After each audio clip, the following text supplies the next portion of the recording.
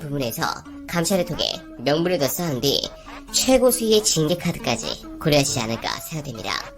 이유는 윤석열 총장의 행보가 너무도 눈에 보이기 때문입니다.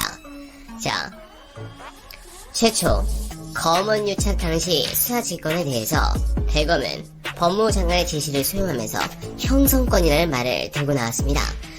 해당 용어는 요약하면 권리자의 일방적 의사 표시에 의하여 법률 관계 발생, 변경, 소멸 등의 변동을 발생시키는 권리인데요. 그 얘기는 뭐냐면 법무부 장관이 수사지휘권을 발동하면 검찰총장이 수용하냐 마냐에 관계없이 이미 성립한 부분이라는 것을 아는 겁니다. 그들도 잘 알고 있습니다. 그런데 어제 윤 총장이 부하 드립을 쳤죠. 그건 차후에 이 부분을 직권남용을 적용하는 준비 작업이라고 판단했던 근거가 되었습니다. 즉 수사지권 자체를 직권남용을 적용시켜 추미애 장관에게 책임을 지게 만들도록 하는 것이죠. 이건 야당도 똑같은 짓을 하고 있는데요. 이들이 노린 것은 다음 정권이겠죠. 혹여 우리의 예상대로 정권 재창출이 되더라도 전 정권을 수사하려고 한 503호 정부처럼 물론 중간에 MB에게 한 대 얻어맞고 깨갱하긴 했지만 뭐 그런 것을 기대하는 것 같습니다. 사실 윤 총장에 대한 징계는 법적으로 가능합니다. 공무원이기 때문입니다. 그리고 법무부 장관의 부하이기 때문인데요. 공무원의 지시 거부나 또는 불이행은 지시에 불법적인 요소가 없는데 따르지 않아 복종 의무 위반이 성립한다면 당연 공무법상 공직기강 확립 차원에서 해임 또는 파면의 중징계가 가능합니다. 또한 더 큰 부분은 법조인의 경우 공직에서 해임 파면되면 변호사 자격을 주관하는 대한변협에서는 변호사 자격을 박탈하게 되죠. 물론 영구적인 것은 아닙니다. 제 기억에는 진경준 전 검사에게 3년인가 받았는데 곧 출소하니 개업을 할 수 있을 겁니다. 단 전관 비리의 시간이 끝났다는 것이 아주 큽니다. 일단 검찰총장쯤 되는 고위공직자라면 징계에 대한 법리공론을 해야 하기 때문에 법무부 장관이 위원장인 징계위원회를 소집하여 당사의 소명을 듣는 절차를 모두 거칠 것이 확실합니다. 즉 윤석열 총장이 계속해서 명을 거역하고 제대로 수사나 또는 감찰을 수행하지 않으면 일단 직무정지, 징계위원회 소집, 해임 또는 파면의 일방통행밖에 안 남는다는 결론입니다. 그 코스에 들어가면 몇 달 단위로 걸리겠지만 윤석열 총장이 취할 수 있는 액션은 징계위원회 취소 소명, 해임이나 파면 후 징계 취소 소송 두 가지 외에는 없습니다. 하나 더. 정치적인 메시지가 있습니다. 그래서 어제 그렇게 한 것이죠.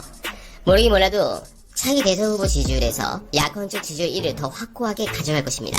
물론 이거는 우리에게 좋은 부분이라 아침 방송에서 말씀드렸는데요.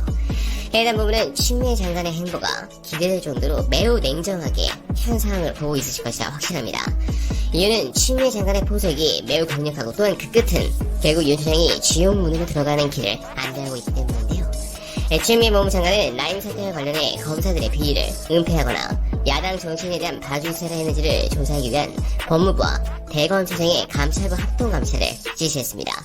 결국 최종 타깃은 윤 총장이죠. 추 장관은 전날 저녁 검찰총장과 서울남부지검 지휘부는 최근 언론 보도 전까지 검사 비리 사실을 보고받지 못해 알지 못했다고 주장한다며 이같이 밝혔습니다. 그러면서 제보자 주장이 구체적인 정황과 부합하는 만큼 중대 비리가 발생했음에도 수사 검사나 보고 계통에서 은폐나 무마가 있었는지 진상을 확인하라고 주문했습니다. 주다르크 장관께서는 또 검사단 출신 야당 정치인 수사에 대해서도 전임 수사팀이 여당 정치인 수사는 다른 시기와 방식으로 보고한 경위 등을 확인하라고 지시했습니다. 앞서 윤석열 검찰총장은 대검 국정감사에서 여당과 야당 의원 관련 비리는 각각 지난 5월 7일과 20일에 직접 보고를 받고 철저한 수사를 지시했다고 밝혔는데요. 특히 야당 정치인에 대한 부분은 검사장으로부터 직접 보고를 받고 제19 감사기란 욕을 먹지 않도록 철저히 수사하라고 지시했다고 강조했습니다.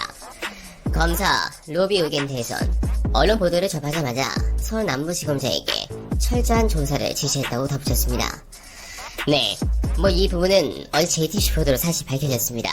나중에 위증죄는 어떻게 하려고 참나 어이가 없습니다. 어제 댓글로 사퇴를 발표한 남부지검장에 대한 글이 많았습니다.